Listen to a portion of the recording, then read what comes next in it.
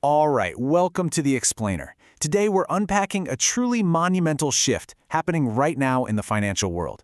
We're talking about the $1.25 trillion AI infrastructure boom.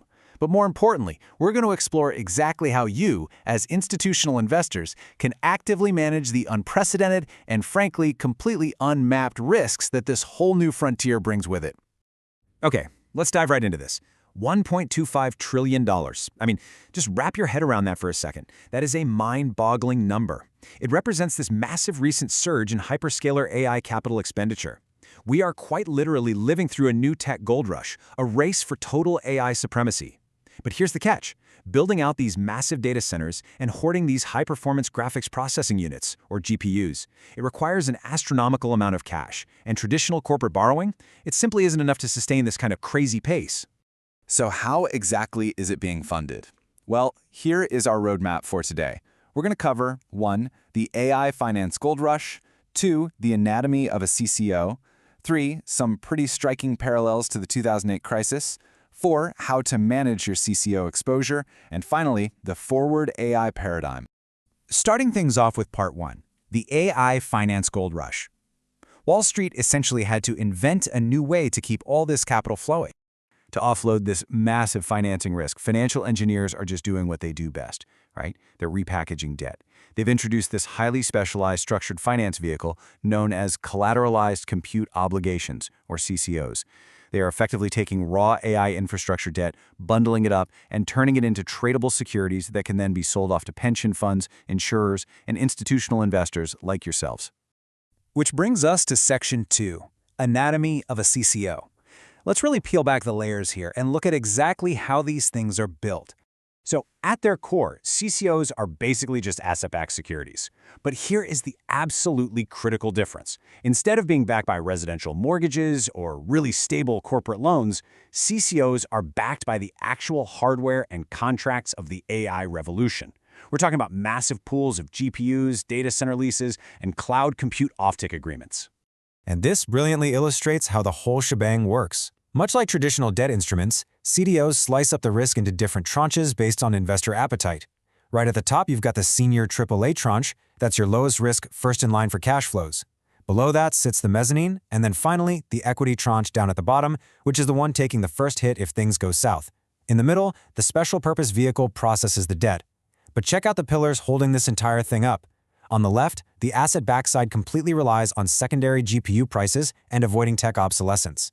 And over on the right, the contract backside relies entirely on customer creditworthiness and them actually making those long-term payments. All right, moving into Section 3, parallels to the 2008 crisis. Because honestly, Wall Street is once again manufacturing highly rated investment-grade securities out of assets that are inherently depreciating. Let's actually compare the collateralized debt obligations of 2008 directly with today's CCOs side by side. In 2008, the underlying assets were subprime mortgages, right? Say what you will, but houses are durable. They don't just become obsolete. Historically, recovery rates on those were, around 40 to 60%. But CCOs, they are backed by GPUs. A piece of silicon doesn't hold its value like a 3-bedroom house. Obsolescence is incredibly high, and the recovery rates completely unproven. Plus, instead of risk being spread out across regional real estate markets, CCO concentration risk is extreme. It's localized in just a handful of tech giants. Think about this terrifying combination for a second. High-performance GPUs become virtually obsolete every 12 to 18 months as new, faster architectures roll out. On top of that, roughly 80% of the demand comes from literally just 4 hyperscalers: Microsoft, Google, Meta, and Amazon. Add in a 70% single-vendor reliance on NVIDIA. If hyperscaler CapEx slows down even a little, or if NVIDIA stumbles, the completely untested recovery models driving these CCOs could just collapse. Which leads us to Section 4, Managing CCO Exposure. This is the core focus today, how you, the investor, can actually protect your capital from these unprecedented risks. Enter the Credit Default Swap, or CDS. For those who need a quick refresher, a CDS is a derivative contract that acts basically like an insurance policy on these CCOs. The buyer pays a regular premium, which we call the spread, to the seller. In return, if a specific CCO tranche defaults or suffers some major credit event, the seller steps up and compensates the buyer. So the crucial point is how you actually use these swaps. If you hold a risky mezzanine or equity tranche of a CDO, Buying CDA protection is a really smart hedging strategy. It limits your downside if GPU values just suddenly drop off a cliff. But then there is speculation. Buying what's called a naked CDS, where you don't even own the underlying CDO asset. You're just betting it's going to fail. And spoiler alert, this is exactly what amplified the systemic risk back in 2008. It led to the massive bailout of AIG because they sold way too much protection without the actual capital to back it up. You really need to watch those CDS spreads like an early warning radar. Widening spreads? That means the market is perceiving a higher default risk. Maybe there's an impending GPU refresh cycle coming up or a sudden drop in AI demand. Narrowing spreads signals stability. But remember, and this is huge, a CDS is literally only as good as the entity selling it to you. Counterparty risk is absolutely paramount here. If the COO crashes and your CDS seller defaults, your so-called protection vanishes into thin air instantly. Before you even think about putting money into a CCO allocation, you've got to run through a strict due diligence checklist. First, analyze the exact GPU models inside that SPV. Are we talking current generation, or are they already 12 months old and knocking on death's door? Second, review the lease terms. Are there short-term compute leases backing long-term bonds? That's a mismatch. Third, verify your senior tranche coverage. It absolutely needs to be over 100%. And finally, assess the counterparty risk. Who is actually leasing the compute? Look right through that fancy structure straight to the end user. And please, be on high alert for these rapid-fire red flags.